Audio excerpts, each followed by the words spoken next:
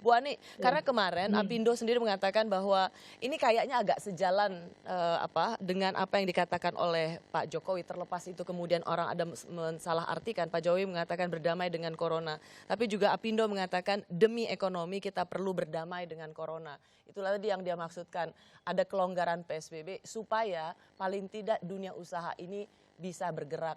Eh, Bu Ani, saya mau minta insight dari Ibu, penjelasan dari Ibu. Apakah memang dengan pelonggaran itu ekonomi kita memang bisa tidak terlalu tertekan dan ini memang menghindari PHK yang begitu banyak? Ya, kita berharap ya persiapan-persiapan. Makanya Presiden waktu bicara kan kadang-kadang kemudian diinterpretasikan beda. Maksudnya sekarang semua menteri harus melakukan persiapan. Seandainya kita akan melakukan pelonggaran di mana data kesehatannya sudah memungkinkan, ya kan? Ya, Kan kalau kemudian dilakukan pelonggaran tidak kemudian otomatis orang semua tahu harus dilakukan, kan enggak? ya, Umpamanya sekolah saja.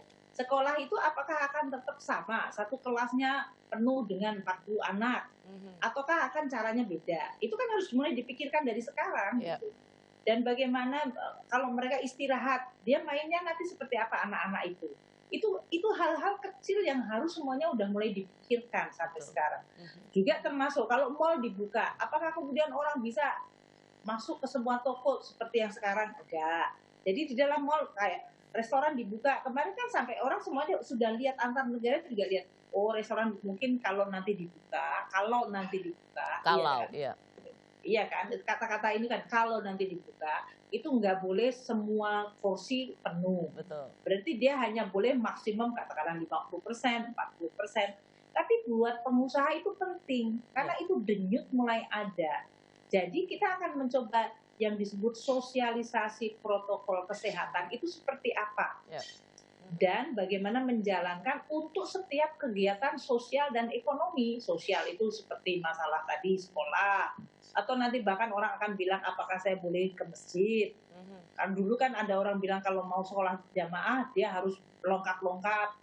Tapi orang Islam kan kalau suruh lengkap-lengkap ngerasa diantaranya itu isinya adalah setan. Jadi kan, ya kan itu kan jadi perasaan fatwa yang selama ini ya memang situasi ekstrim ya ya, kita harus lakukan. Jadi saya mari kita masyarakat kita mungkin sama masalah kesehatannya, sosialnya, ekonominya. Dan kalaupun buat komentar yang baik aja, kalaupun mau memberikan ide yang baik, nggak usah kayaknya dengan rasa benci, rasa curiga, rasa waduh, malah menambah potensi mereka bisa kena sakit COVID gitu. Karena paling tidak kalau nggak kena sakit COVID, mereka adalah ya kena sakit jiwa juga kan dalam hal itu. Bu Ani. Tapi memang menarik ya Bu Ani, karena kayak Korsel aja, mereka dianggap cukup berhasil. Nah, kan dibuka tuh, jadi tidak ada restrictionnya lagi dibuka. Nah, semua langsung pada pergi pesta, mereka pada ke klub. Ya paham Kemudian juga, kena karena mereka stres kan.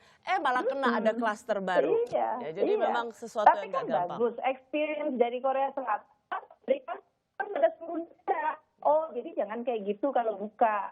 Artinya klub-klub seperti itu, atau bahkan nggak boleh buka dulu. Ya, Kan kayak gitu. Jadi setiap negara ini sekarang pada saling belajar. saling Negara, mengintip juga.